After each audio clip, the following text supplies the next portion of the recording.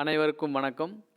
நம்மளுடைய modern survey இன் Tamil YouTube channel மூலமாக TNPSC மூலமாக வெளியாகக்கூடிய ஒவ்வொரு அறிவிப்புகளையும் நம்ம முறையாக அப்லோட் பண்ணிட்டே இருக்கோம். அந்த வகையில் டிஎன்பிஎஸ்சி இப்போ வெளியிட்ட ஒரு மிக முக்கியமான அனௌன்ஸ்மெண்ட் என்ன அப்படின்னா, இந்த ஏஇ கவுன்சிலிங்க்கு தேர்வானவங்களுடைய அவங்களுக்கு என்னைக்கு கவுன்சிலிங்கு, அந்த எந்த ரேங்க் வந்து எத்தனாவது ரேங்க்கில் ஆரம்பித்து எத்தனாவது ரேங்க் வரைக்கும் அந்த ஸ்லாட்டுடைய டீட்டெயில் லிஸ்ட்டை வந்து இன்றைக்கி வெளியிட்டிருக்காங்க. இந்த ஏஇங்க உங்களுக்கு தெரியும், ஏற்கனவே பார்த்திங்கன்னா 2022ஆம் ஆண்டு வெளியான இந்த ஏஇக்கு 23 போன வருஷம் மார்ச் மாதம் ஒரு ரேங்க் லிஸ்ட்டு விட்டாங்க. அதில் 1309 பேர் வந்து தேர்வு செய்யப்பட்டு ரேங்க் லிஸ்ட்டு விட்டாங்க.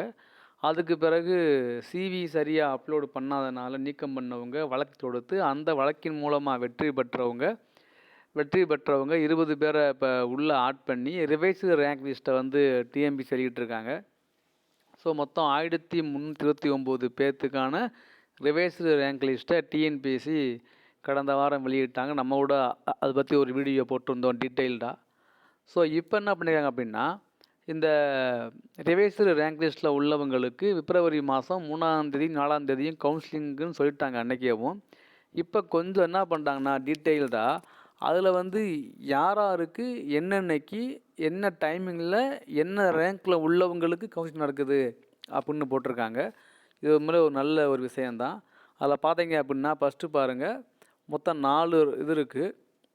நம்மளுடைய ஏஇ, ஹைவேஸில் civil, water resource PWD, civil PWD, rural development and panchayat department, Tamil Nadu urban habitat development board. இந்த 1329மே சிவிலில் உள்ளவங்களுக்கு மட்டும்தான், மற்றது கிடையாது. இதில் பார்த்தீங்கன்னா 3ஆம் தேதி அன்னைக்கு காலையில் 8:30 மணிக்கு ஆரம்பிக்குது செஷன் 1. அதில் பார்த்தீங்கன்னா 1வது ரேங்க்கில் இருந்து 250வது ரேங்க் வரைக்கும் நடக்குது. அடுத்து அதே 3ஆம் தேதி காலையில் 11:30க்கு 251வது ரேங்க்லேருந்து 500 ரேங்க் வரைக்கும் நடக்குது. அதே செஷன் 3 பார்த்தீங்கன்னா அதே டேட்டில், அதாவது பிப்ரவரி 3ஆம் தேதி சாயங்காலம் 3:30க்கு ஆரம்பிக்குது. 501வது ரேங்க்லேருந்து 780வது ரேங்க் வரைக்கும் நடக்குது. அப்போ அந்த பிப்ரவரி 3ஆம் தேதி 1வது ரேங்க்லேருந்து 780வது ரேங்க் வரைக்கும் நடந்து முடிச்சிடுறாங்க.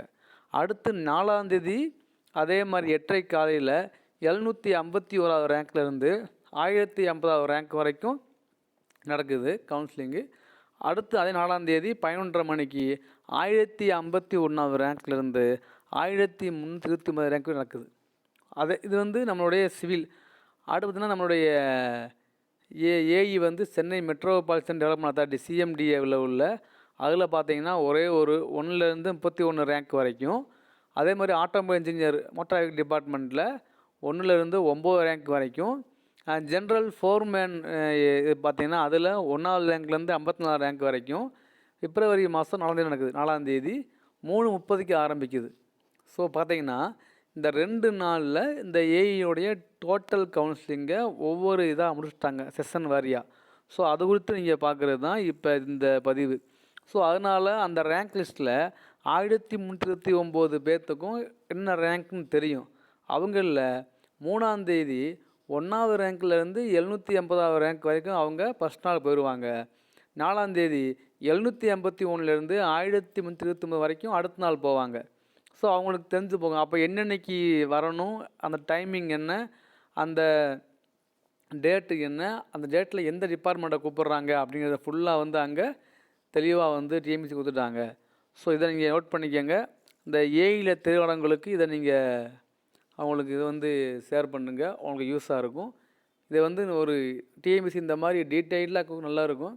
ஸோ கவுன்சிலிங் முடிஞ்சால் தான் தெரியும் இந்த ஏற்கனவே தேர்வானவங்களுக்கு இந்த புதுசாக ஆடானனால அவங்களுடைய வேலைவாய்ப்பை பாதிக்குமா இல்லை பாதிக்காதா அப்படின்னு நமக்கு தெரியும். ஸோ அதையும் நான் வெயிட் பண்ணுவோம்.